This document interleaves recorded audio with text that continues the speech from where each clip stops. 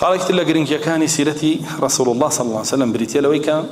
تەنانەت کافر و مشریکەکان هەوڵیان ناوە دیراسەیکەن و فێری بن. هەر کافر و مشریکەکان دوژمنەکانی ڕەسوڵ الله صلی الله عليه وسلم دیراسەی سیرەتی ڕەسوڵ اللهیان کردووە صلی الله عليه وسلم هەوڵیان ناوە فێری بن. باوەڕەکەن هەزاران سەدان ناڵێم لێکۆڵینەوە هەیە لەسەر ژیاننامەی ڕەسوڵ الله صلی الله عليه وسلم کە مستەشرقین و ئەوروپی و کوفار و مشریکین کردویانە لە یەهود و لە نەسارا.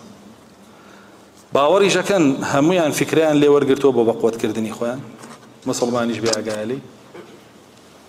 هەر هەموویان. يعني حتى غاندي لهندستان الله يسفادم كردو لسيري نبي فالمكا خوين مو كومال بابتي تعزي لفير بومبوجيان باشا تو يخويني تو بيش فير نبي خو تو مسلماني خو مقاعدته ما بيشواته تو لقيامتها بدواي امو نبي بو جهنم مري بو هيج نازاني لسري بو فيري نبي بو ديراسيناكي بو ناي خويني تو كارسات براسي تو كافر يسفاد لا بيغمركي تو بكا باشا كأو اسوه بوكي لمن كان يرجو الله واليوم الآخر كشيء كافرك أسوة بيبوي إسفادي لبكات تو مسلمانك بحساب شاتمان بوهني الله يشهد أن محمد رسول الله إسفادي لنك يهر بأعقاب لي هذا نزاني شيء يعني سيركي